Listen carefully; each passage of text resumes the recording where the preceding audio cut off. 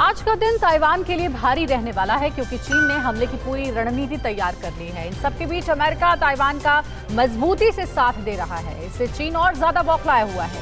उधर रूस और अमेरिका में भी तनाव बढ़ रहा है। वैश्विक स्तर पर अलग अलग देशों की आपसी टकराव से जुड़ी बड़ी खबरों के लिए देखते हैं टॉप 9 वर्ल्ड वॉर 3। चीन और ताइवान के बीच युद्ध की आशंका और बढ़ गई है। दोनों देशों के बीच आज कुछ भी हो सकता है। चीन ताइवान पर अपना हक जताता है। चीन ने ताइवान को मिटा देने तक की धमकी दी है।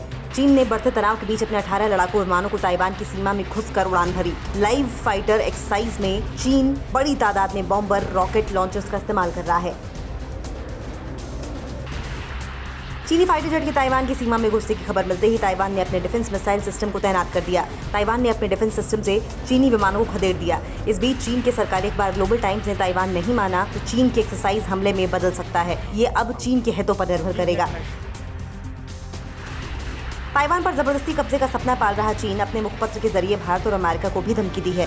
ग्लोबल टाइम्स ने लिखा है कि जब चीन बॉर्डर पर भारत के साथ भी युद्ध के लिए तैयार है तो ताइवान कैसे बच सकता है। चीन ने दिखाया है कि वो भारत चीन सीमा पर भी युद्ध से घबरा नहीं रहा। अमेरिका को चेतावनी देते हुए कहा कि वे हालात को समझने में भूल न करें।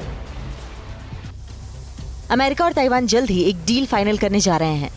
अरबों डॉलर के इस रक्षा समझौते के तहत ताइवान को ऐसी मिसाइलें भी मिलेंगी जो चीन के किसी भी हिस्से को मिनटों में तबाह कर देंगी। डील के तहत अमेरिका ताइवान को AGM-84H स्लैम ER मिसाइल देगा। जल्द ट्रम्प सरकार डील का मसौदा संसद के सामने रखेगी। माना जा रहा है कि इसे कुछ हफ्तों में मंजूरी मिल जाएगी।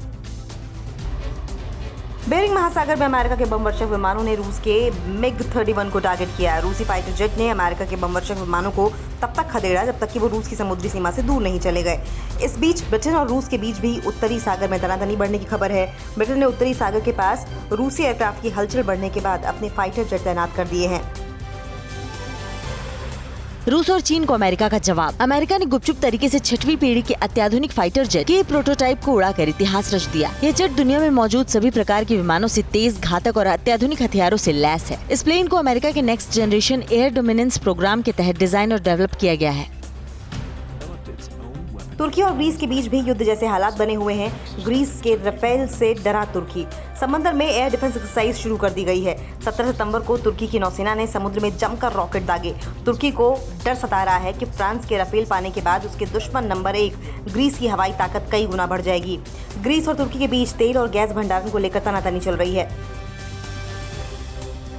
अमेरिकी विदेश मंत्रालय के काउंटर टेररिज्म डिपार्टमेंट के कोऑर्डिनेटर नेथल सील्स का दावा है कि आतंकी संगठन हिजबुल्लाह यूरोप के दूसरे देशों में भी बेरूत जैसे धमाके की तैयारी कर रहा है। इसके लिए हिजबुल्लाह बड़ी तादाद में केमिकल और अमोनियम नाइट्रेट इकट्ठा कर रहा है। नेथल सील्स का दावा है कि वो तेहरान में बैठे अपने आका के आदेश पर बड़े आतंकी हमले की तैयारी कर रहा है।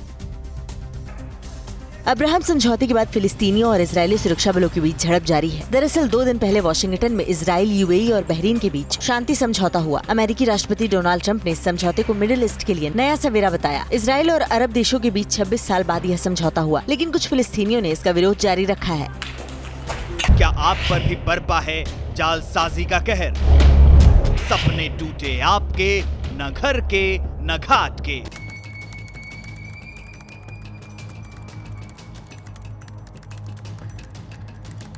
देखिए लूट घर हर रात 9:30 बजे। फिक्र आपकी,